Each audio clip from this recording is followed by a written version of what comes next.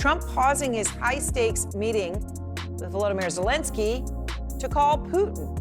A call that the Kremlin says lasted 40 minutes. And according to Trump, quote, "I called President Putin and began the arrangements for a meeting at a location to be determined between President Putin and President Zelensky. After that meeting takes place, we will have a trilat, which would be the two presidents plus myself." Asterisk now, of course. This is an extremely significant development if it happens. Zelensky and Putin in a room together. Zelensky face to face with a man who wants him dead and in fact has tried to assault and assassinate him countless times. Asterisk, all of this broke just moments ago as Trump was wrapping up his meeting with European leaders. The president of Finland was sitting next to Zelensky in those meetings, front and center, right across from Trump. He's going to join me in just a moment. Asterisk, but first, it's worth pointing out something that was very obvious today, the difference in Trump's treatment of Zelensky versus Putin. Asterisk, Putin got the literal red carpet treatment in Alaska. The red carpet was rolled out, complete with hand clapping by the President of the United States. They arrived together in the presidential armored car. Asterisk, not so for Zelensky. He got a handshake outside the White House and notably Trump's approval of his military-style suit. I used those words very deliberately because the suit, by the way, was apparently confirmed in advance by White House staff. The sartorial choices of a president were deemed important, perhaps because they were afraid of Trump losing his temper at Zelensky, as he did in that unforgettable fiasco of their last meeting. Asterisk, Zelensky, in that military suit, was flanked by 7 European leaders when he arrived. They were there to ensure today's meeting did not repeat the tense and embarrassing Oval Office confrontation back in February, when Trump accused Zelensky of not being grateful. J.D. Vance even asked him, "Have you ever said thank you?" Asterisk, well, today, Zelensky swallowed his pride. He got in line and said thank you a lot. Asterisk, greater than thank you so much. Mr. President, thank you for the invitation. Thank you very much for your efforts and personal commitment to stop the killings and stop this war. Too many thanks to your wife as well.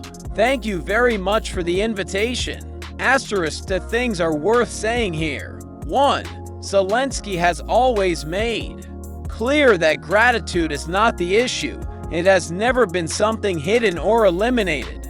But in this case, what we saw today was a whole lot of thank yous clearly meant to soothe Trump's ego. Asterisk, meanwhile, Trump appeared to flip-flop on something crucial. He is now echoing Putin, saying that a ceasefire isn't necessary. Asterisk, greater than. I don't think you need a ceasefire. You know, if you look at the 6 years I settled this year, they were all at war. I didn't do any ceasefires. Asterisk, that's striking, because before Trump met with Putin last week, he was unequivocal that a ceasefire was exactly what was required. Asterisk, greater than I want certain things. I want to see a ceasefire. Asterisk, so this is a complete reversal. Asterisk, and tonight, Trump is echoing Putin on another issue as well. This time in a hot mic moment he didn't expect us to hear. Take a listen. Asterisk, greater than I think he wants to make it. You heard what he said. I think he wants to make a deal. Asterisk, Trump was suggesting Putin wants to make a deal for peace. Asterisk, but let's be clear. If Putin wanted a deal or peace in any way, shape, or form, he could have had it at any point. He could have avoided invading a neighboring country to begin with. But he hasn't stopped at any point in the past 2 years because he wants Ukraine.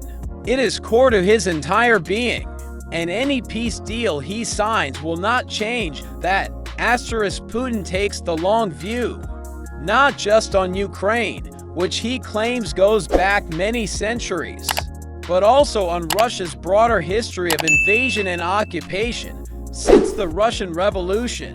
In 1919, look at the list of countries Russia has attacked: Poland, Azerbaijan, Armenia, Georgia, Finland, Hungary, Czechoslovakia, Afghanistan, Syria, Ukraine. Think about that. Poland is on that list. And when it comes to Ukraine, Putin has been anything but honest. When he invaded Crimea under Obama, he went before cameras to insist, greater than no. It's not the Russians behind this invasion in Crimea. There's nothing to see here. These are local self-defense units. He even suggested the uniforms worn were store-bought costumes. But of course, as we now know, it was Putin who deployed Russian troops to Crimea. And by the end of this war, Putin is almost certain he believes he'll walk away with Ukraine as part of Russia. Kristen Holmes is out front at the White House with more on what turned into an incredible day, meetings, then suddenly a call to Putin. Then an extended conversation that felt very much like Trump was going with the moment. Kristen, what more are you learning right now? The first meeting is expected between Putin and Zelensky. Before they move into the trilateral session, we had heard from President Trump and from various European leaders that the goal of today was to come out of this with a trilateral meeting between Trump, Putin, and Zelensky on the books, or at least in the works, to begin figuring out when they could do that. Now, of course, this raises questions with U.S. officials who have long been skeptical of Putin and his intentions. The concern is whether Putin is simply looking for another opportunity to kick the can down the road, to prolong the process so he can continue fighting and attempting to seize more territory from Ukraine. Behind closed doors, we know several topics were raised. Land concessions. We saw pictures of Zelensky being presented with a map of Ukraine and Russia that showed territories taken over by Russia and areas still contested. We don't yet know where those conversations landed. President Trump has said, you have to make concessions, while Zelensky and the Ukrainians have insisted they will not give up territory. Security guarantees. This is particularly interesting. In a Truth Social post, Trump wrote, greater than during the meeting we discussed security guarantees for Ukraine, which would be provided by various European countries in coordination with the United States of America. That's noteworthy, because earlier in the day Trump was asked directly whether he would consider U.S. troops on the ground, and he wouldn't rule it out. That had significantly shifted the discussion of what the U.S. might be willing to provide in terms of guarantees. From what European leaders said throughout the day, there had been quiet conversations about America absorbing more of the security burden. They were all thanking Trump for that. But now, this appears to be dialed back. The wording shifted to in coordination with the U.S., not alongside, and suggested logistical support rather than any troop commitment. The ceasefire. This remains the most pressing issue. Trump had been calling for a ceasefire until his meeting with Putin, after which he started talking instead about a peace agreement. European leaders were clear. They want a ceasefire, and they don't even understand how talks, let alone a trilateral meeting, could take place without one. Trump briefly wavered, saying, we'd all prefer a ceasefire. Fewer people would die if we had a ceasefire. But once he heard European leaders doubling down on the need for it, he backtracked, bringing up the idea of a peace agreement instead, suggesting a ceasefire wasn't necessary. Very few people believe these negotiations should continue without one. But those were clearly the sticking points as talks continued behind closed doors. Asterisk all right. Kristen, thank you very much for all of those breaking details from the White House. Asterisk, and as I said, we're going to be joined shortly by the President of Finland, who was sitting next to Zelensky and directly across from Trump in those meetings. He'll be with me in just a moment. Asterisk right now, though, as we await the president.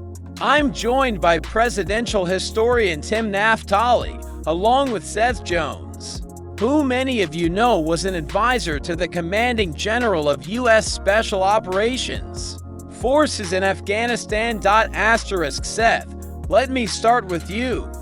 There's something striking here, and it is true. President Zelensky says thank you all the time. It is also true that American aid has given him much of the firepower to fight this war. No one denies that. But it has been Ukrainians who are willing to die for it and use those weapons to defend their country. That's what makes this moment so extraordinary. Asterisk, and yet, today, Zelensky was sitting there looking at maps prepared by the White House.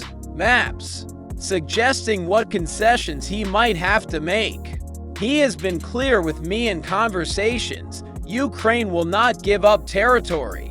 Donbas was not even on the table. Asterisk, so is the outcome here that no matter what, Putin ends up getting something, possibly large chunks of Ukraine that, if he had to fight for them, might have taken years or even decades to secure. Asterisk, that part is not entirely clear.